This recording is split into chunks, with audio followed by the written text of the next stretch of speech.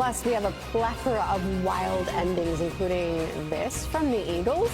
Big men in space. You bet. SportsCenter starts right now.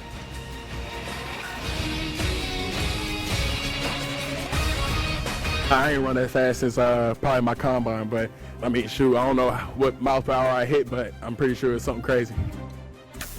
Out of the tunnel with all of the plays you need to see, and that is where we start with Jordan Davis. Yes, the combine. He said it was a priority for him in the offseason to take care of his body, to get in shape. And look at this. Not only does he block that kick, he scoops it, and then he takes off. Dude hit almost 19 miles an hour on that run. 19. He's 6'6", 336, and that right there is how the Eagles moved on to 3-0. Was that the only big man we saw? No, although not quite as big. Will McDonald, 6'4", 236. And the Jets-Bucks game, he's not as large, but that was still impressive. 50-yard return for the Jets. I think Aaron Glenn was almost as impressive, though, as McDonald. The dance was really impressive. Okay. All right, how about the Raiders and the Commanders? And check out this run by Jeremy McNichols. I mean, he was washing the defense like it was laundry, because where's he supposed to go? All those people, he didn't care, because somehow he comes out of all of that scrum to go 60 yards for the touchdown. Like, he was bottled up. But he didn't care. No, the man, the myth, the legend that is Isaiah Rodgers after his game today, Bengals and Vikings, dude was insane. 2 scores, 2 fumbles that he forced. This is not an offensive player. This is a defensive player. He literally left his teammates speechless. They're like, that is the kind of performance that leaves us without words. 66 yards in the score just on that one right there. Oh, do I need to tell you that the Vikings won? Or is that just implied? Yeah, probably not. All right, how about some tough love here? Back to the Raiders Commanders. Marcus Mariota runs out of bounds and gets pushed into Dan Quinn, who takes a pretty good tumble. Now, look, he's been in tumbles before. That is a massive fall. But here's the deal. So after this field goal by Matt Gay, 56 yardage, by the way, so that's nothing to blink your eyes at. No. But check out Dan Hall. You made me bleed my own blood. Hold on. Hey, so a real bad took one on the sideline and popped up like so. All right, well, now that we are out of the tunnel, it's time for the opening drive, and for that we need some help, and who better than Tim Hasselbeck. Look, I'm also proud of us for the fact that opening drive has now made it 2 weeks in a row. I'm also proud of these guys for finally getting a win. I mean, by rule, Tim, it was bound to happen. The Chiefs and the Giants going into this game, neither one of them had a 1 in the win column. Chiefs up 6-0 in the second quarter. Patrick Mahomes to Travis Kelce. Something just isn't quite right with these two. They really don't have much going on, and then doesn't lead to points either. No, it doesn't lead to points. There was the missed kick from Harrison Butker, wide right. That's weird. Then Andy Reid and Kelce getting into it on the sidelines. Can I just say that Cam Scatterboo is a wrecking ball and a joy to watch? I mean, he's a lot of fun. He's good in the passing game tonight, but every run he finishes hard. And this one, not only did he finish it hard, he finished it with a touchdown, and his celebration was something to behold, because there was also a backflip involved, full stretch to get into the end zone. On the point after, though, the punter acting as the kicker, because Graham Gano was injured in the pregame warmups. So that is another blocked attempt off the helmet. So the Chiefs would add a field goal, and it was a 9-6 game at the half. Now in the third, still 9-6. Mahomes, Kelce, that is good for a gain. That is something going. It's this next one, though, from from Mahomes to Tyquan Thornton, where you're like, well, Mahomes has it. Well, that's a really good throw. Coming off of, a read front side, back side. Good throw, excellent catch. Chiefs took a 16-6 lead after that. And then more to Thornton. This was in with about 9.5 minutes to go in the fourth. To Thornton for a gain of 21. And then why not go to him again? 5 catches, 71 yards, career high, and the 1 score for Thornton in this game. Yeah, and they need a receiver to step up. Thornton's done it a few times. This is an outstanding catch, with Phillips just draped all over him. That took them to the very next play. They're going to hand it off to Kareem Hunt. The Chiefs did miss the point after, but they got the win at 22-9. And for the Chiefs, the second half was the big difference maker. And we just executed better. I mean, I think the first few drives, we drove the ball really well down the football field. We just had mistakes and penalties and, alignment stuff, stuff that we're going to have to clean up for sure. But I feel like we were moving the ball the right way. Kind of struggled there at the end of that second quarter, but was able to get points at the end.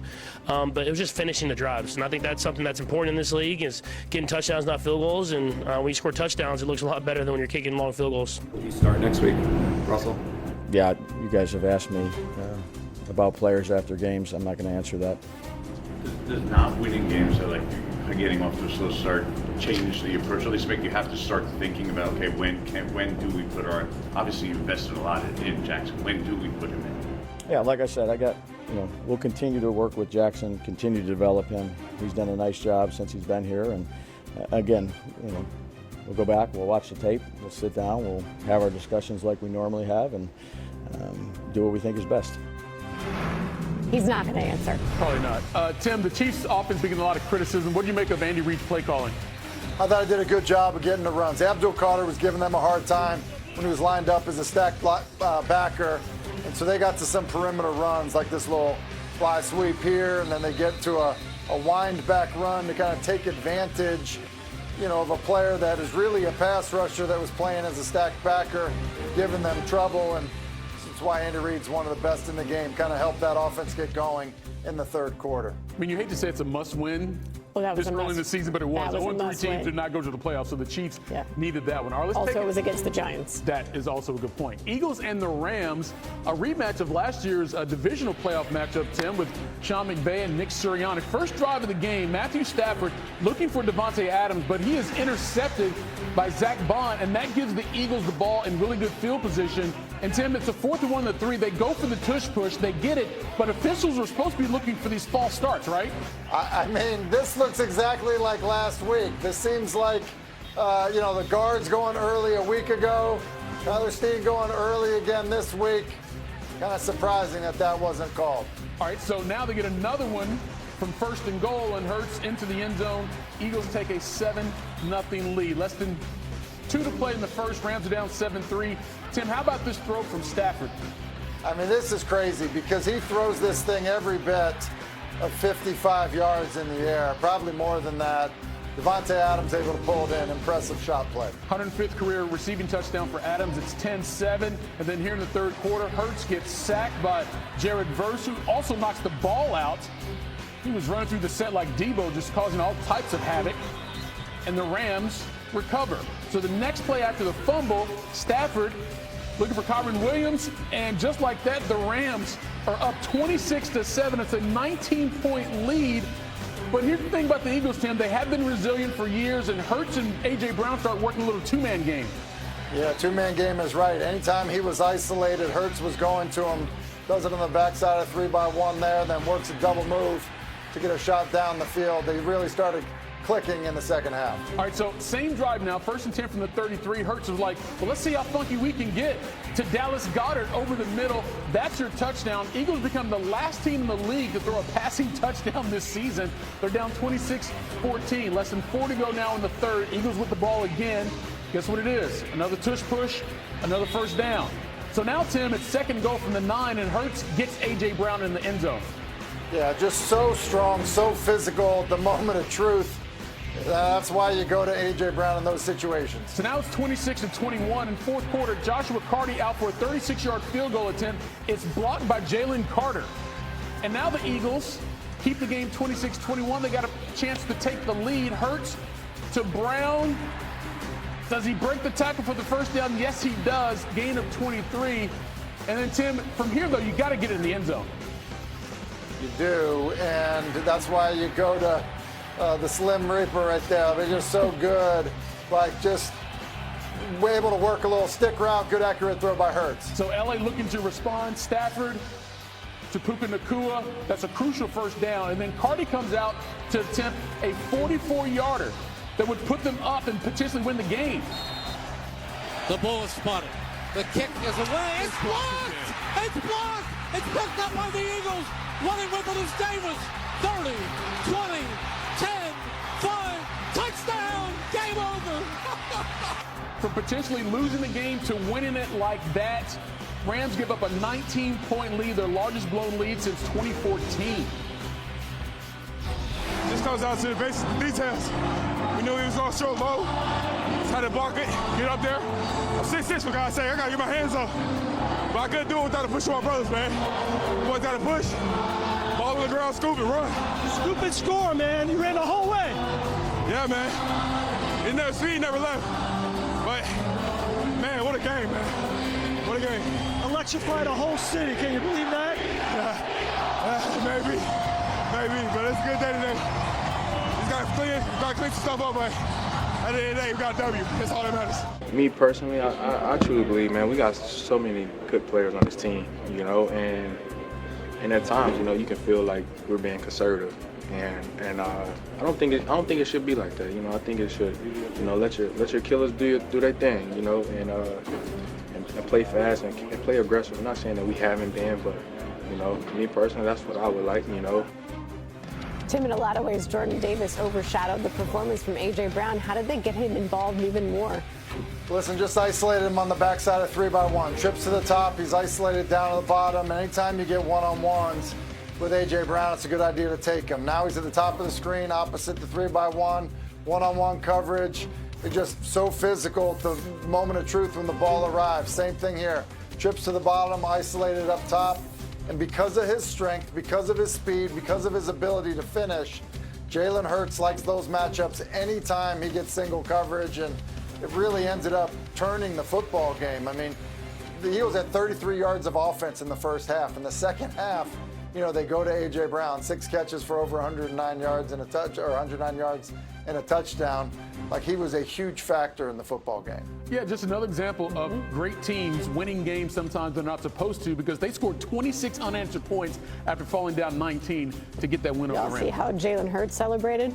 Cold as ice, just like we should be here. I'm celebrating this. All right, later, Tim, though, going to take us inside that quarterback room. Clean, the placement down. The kick, it's blocked. It's loose in midfield. It's scooped up by Will McDonald. There he goes to the 20, 10, 5. That's a Jet touchdown. Unbelievable. What's your thoughts as he's running for a touchdown to go ahead? Use my language like you got to be me. We're tied with 1:49 to go. But look, that was all good and dandy for the Jets. The problem was Baker Mayfield had time left. In the first 2 games of the season, he had led late game rallies to get to 2-0. He had plenty of time in this one. Hits Emeka Buka there, sideline, 28-yard gain. Couple plays later, Baker, short pass. Sterling Shepard is right there. And he gets a first down and much more. They're inside the 20. We got 3 seconds left. Chase McLaughlin on for the game-winning field goal, coming through like the rent is due.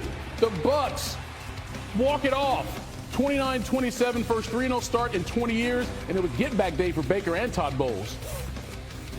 I loved it, and it's also their D coordinator was the one that cut me in Carolina, so it was a lot of stuff was personal today. Son Reddick, former Jet, a lot of people. What happened in this game? Jordan Love and the Packers facing the Browns in Cleveland. 10 minutes to go in this one. Green Bay up in the third at least, 3-0. Jordan Love to Josh Jacobs, 31 yards later. Big play for the offense. Leads to a 3rd and goal from the Browns 3. This time, it's Love, the throw to John Fitzpatrick, score. It's 10-0. But I'm curious, how do you spell the word collapse? Got 2 L's in it. Oh, that's right. 4 minutes left in this game. Record. Sorry. Only 1 L. Excuse me, sir.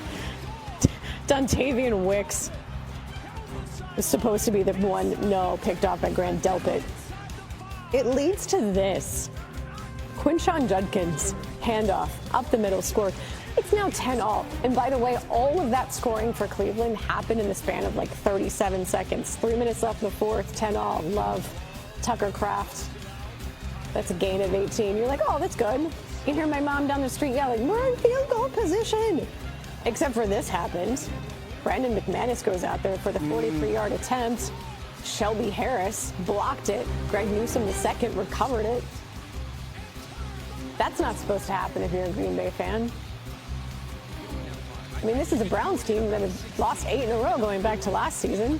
They got Joe Flacco at quarterback. Joe Flacco then finds David Njoku across the middle for 8 yards. Guess who's in field goal position now? With a rookie kicker, Andre Schmidt, lining up for a 55-yarder. Bam. Done. Game over. Browns upset the Packers. What happened? And sometimes, just like today, you get to bed. That's just the reality of it. Like, it happens to the best teams. You know what I mean? Even the best Super Bowl champs make mistakes, and they, they pay for it early. You know what I mean? You go back to the history of the champions and who they played and games they should have won. It's just part of being national. It's that competitive. It's that hard to win. Like, it's hard as hell to win football games. So when you win a football game, it's a celebration. But when you lose, it sucks. Yes. He's not surprised. Not sure I saw this one coming. Caleb Williams and the Bears hosting Dak Prescott and the Cowboys. Yes, there's familiarity here. More on that in a second. Here's Dak finding CeeDee Lamb, who is tackled and immediately is not feeling well. Hurt on the play. That is an ankle injury. They showed a picture of it, and yeah, that's a swollen ankle. He would come back for one play, did not return after that, though. He did, however, say after the game, "I'm fine, I can play next week." Fine. Williams pitching to DeAndre Swift, who pitches it back to Williams, and then Williams that throw to Luther Burden III for a 65-yard score. 62.1 yards in the air, the longest completion in the NFL this season. You want to know how it sounded? Glad you asked, because here's it. The pitch to Swift, tosses it back to Caleb Williams, looking deep down the left side, going for Luther Burden over the shoulder, 20, 10, 5, end zone, touchdown, Ben's bag of tricks, baby. Honestly, is that not the conundrum of Caleb Williams? Yeah, 14-3 for the Bears. Moore Williams, though, scrambling, going to find DJ Moore this time. That is another score. Williams was 19 of 28, 298 yards and 4 touchdowns, and the Bears' former head coach, Matt Eberflus, was looking on. Dude, you were bragging pregame about knowing how to stop them. Did you? No, you did not. Prescott rolling out to find George Pickens. That is off Pickens' hands.